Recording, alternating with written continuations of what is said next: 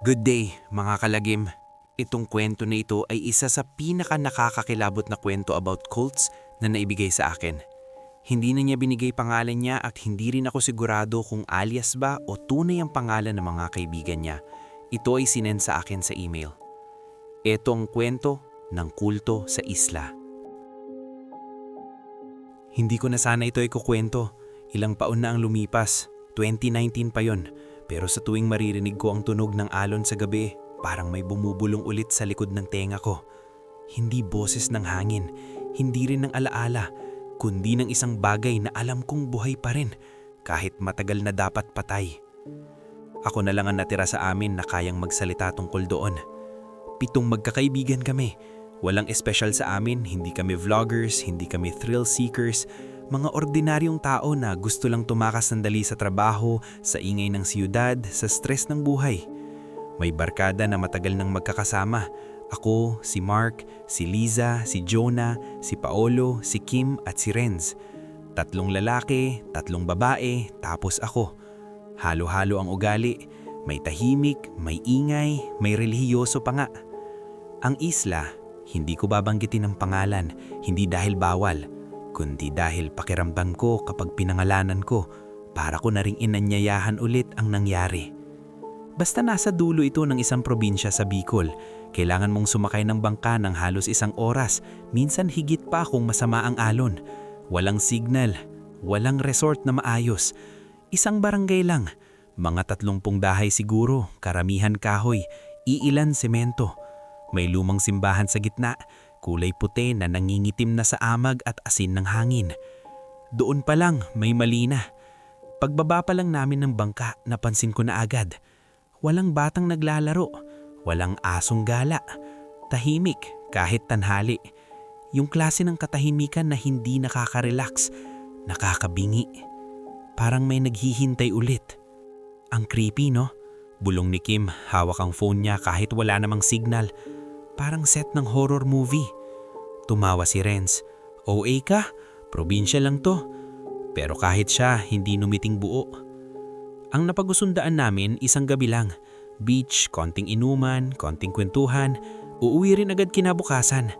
May nakausap kaming matandang lalaki sa pier. Siya raw ang maghahatid sa amin at susundo kinabukasan ng umaga. Basta bago magdilim, nasa bahay na kayo. Sabi niya sa amin, serimuso. Walang gumagala rito sa gabi. Akala namin concern lang. Ngayon alam kong babalayon. Nag-set up kami ng tutuluyan sa isang bakanting bahay malapit sa dagat. Lumang bahay pero buo pa. May altar sa sala. Mga kandila, rebulto ng santo na hindi ko agad makilala. Hindi si San Pedro, hindi rin si Sisto Niño. Ang itsura niya, kakaiba. Nakangiti pero masyadong malapad. Parang pilit. Uy! Weird ng santo nila, sabi ni Jonah. Respeto naman, sagot ni Liza. Siya yung pinaka-relihiyoso sa amin. Baka local devotion lang. Bandang hapon naglibot kami. Doon namin napansin ang mga marka, mga krus na hindi pantay. May mga nakaukit na Latin word sa pader ng simbahan. Hindi yung Latin na alam mo sa misa. Iba ang baybay, iba ang hugis ng letra. Parang minadali, parang galit. Sa likod ng simbahan may maliit na gusuli, parang kumbento dati. Sarado, may kandado na kalawangin pero may mga bakas ng paa sa lupa. Recent. May tao pa ba rito? Tanong ni Mark. Walang sumagot. Paglubog ng araw, nagsimula ang ingay. Hindi sigawan, hindi tawanan, kundi dasal. Mula sa simbahan. Mahina lang sa una, parang hangin na may sinasambit. Paulit-ulit. Isang linya lang, hindi ko maintindihan. Hindi Tagalog, hindi Bicol, hindi rin Latin na pamilyar. Tumayo si Liza. Magsisimba siguro sila. Pero 9:00 na at walang ilaw ang simbahan. Lumapit kami hanggang sa gate lang. Doon namin sila nakita. Mga tao, mga 10, 15. Lahat nakaputi, nakatungo. May hawak na lumang Biblia. Pero nung napansin ko ang takip, wala itong pangalan, walang krus, walang pangalan. Hindi pa tapos ang panalangin, sabi ng lalaki. Malunamin ang boses, parang pari. Pasensya na po, sabi ni Mark, pilit magalang. May tutulian na po kami. Numiti ang lalaki. Lahat sila numiti. Pare-parehong pilit. Hindi kayo naparito ng hindi tinatawag. 2019 ang taon ng pagpili.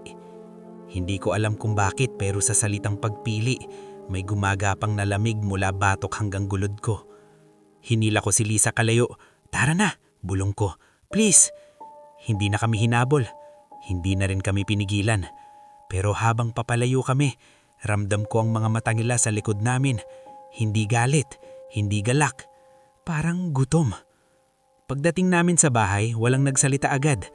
Tahimik ang lahat hanggang sa biglang nagsalita si Jonah. Hindi normal yon. Hindi yun simpleng misa. Cult yun, dagdag ni Paolo. Si Lisa lang ang hindi nagsasalita. Nakaupo siya sa tabi ng altar ng bahay. Nakatingin sa rebulto ng santo. Hinahalos niya ang paa nito, parang may hinahanap. Uy, tawag ko. Okay ka ba? Tumingin siya sa akin. Maputla. Narinig mo ba? Ano? Yung boses. Sabi niya, kanina sa simbahan. Tinatawag niya ako. Tumawa si Renz pilit. Huwag ka nga, nadadala ka lang. Pero hindi tumawa si Liza. Hindi. Alam niya ang pangalan ko. Tahimik ulit. Bandang hating gabi, nawalan ng kuryente ang buong isla. Isa-isang namatay ang kandila kahit walang hangin. Isa lang ang nanatiling may apoy, yung nasa altar. At doon, nagsimula ang dasal. Hindi mula sa labas, mula sa loob ng bahay. Nagising ako sa bulong, paulit-ulit. Mabagal, parang sinasabi sa loob ng bibig, hindi sa labi. Bumangon ako, pawis na pawis ako. Nakita ko si Kim sa kabilang sulok. Gising din, yakap ang sarili. Naririnig mo rin? Tanong ko. Tumando ako. Sinilip namin ang sala. Nakatayo si Liza sa harap ng altar. Nakaapak siya sa kandila pero hindi nasusunog ang balat niya. Nakataas ang dalawang kamay, bukas ang bibig, pero hindi siya ang nagsasalita. Pinili na, sabi ng boses mula sa kanya. Paos, luma. Hindi na kami maghihintay. Liza! Sigaw ni Mark. Lumingon siya sa amin at doon ko nakita ang mata niya. Hindi puti, hindi rin itim.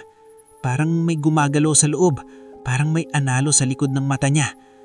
Tumakbo si Jonah palapit pero bago pa siya makalapit, bukas ang pinto ng bahay. At nandun sila, ang buong kongregasyon, nakapila, tahimik. May daladalang mga kandila, lubid, kutsilyong pangkatay. Walang sigaman, walang takbuhan. Parang alam na ng katawan namin na wala ng saysay. Sumama kayo, sabi ng lalaking may hawak ng Biblia. Mas mabuti kung kusang buos. Hinila nila kami palabas. Hindi marahis maliban kay Paolo na pumalag. Isang sandali lang, isang hiwa sa lalamunan. Bumagsak siya sa buhangin, hawak ang leeg, nangingisay. Walang tumulong. Dinala kami sa simbahan. Sa loob mas nalinaw na ang mga ukit sa pader, mga simbolo na parang krus pero may baluktot na dulo. Sa altar, wala ang karaniwang rebulto. May nakahigang katawan. Bata. Siguro 12 anyos. Buhay pa. Hindi sapat, sabi ng leader. Kailangan ng mas matibay. Tumingin siya kay Liza. Yinakap siya ng mga babae ng kulto, hinudbaran, inaluhod sa gitna. Nagsimula ang dasal. Mas mabilis na ngayon. Mas malakas. Parang umaalingaw-ngaw sa bungo ko. Isa-isa nilang sinugatan ng sarili nila. Braso, dibdib, noo, habang inuusal ang pangalan ng Panginoon nila. Hindi ko nauulitin ang pangalan. Hindi dapat binabanggit. Si Jonah ang sumunod. Pinilit nilang ipatong ang kamay niya sa ulo ng bata. Sumigaw siya. Umiiyak. Humihingi ng tawad kahit hindi niya alam kung kanino. Isang hampas ng martilyo sa ulo. Tumahimik siya agad. Sumunod si Kim. Hindi ko nakita kung paano siya namatoy. Nakapikit ako. Sumisigaw ako. Nagdadasal kahit hindi ko na alam kung kanino ako dinadasalan. Nang dumilat ako, dugo na ang sahig. May mga katawan na nakahilata. Si Liza ay wala na sa gitna. Nasa altar na siya. Nakataas ang ulo. Nakabukas ang tiyan. Gumatalaw pa ang bibig. At ikaw, sabi ng leader, tumingin sa akin. Bigla silang nagkagulo. Sigawan, lindol, parang may umuungal sa ilalim ng simbahan. Gumuho ang bahagi ng kisame. Tumakbo ako. Hindi ko alam kung paano ako nakalabas. Hindi ko alam kung bakit ako pinakalawalan. Pagmulat ko, nasa bangka na ako. Mag-isa. Palayo sa isla. Walang sumundo. Walang umuwi. At minsan sa panaginip ko, naririnig ko pa rin ang dasal. Hindi pa raw tapos. At alam nilang, buhay pa ako.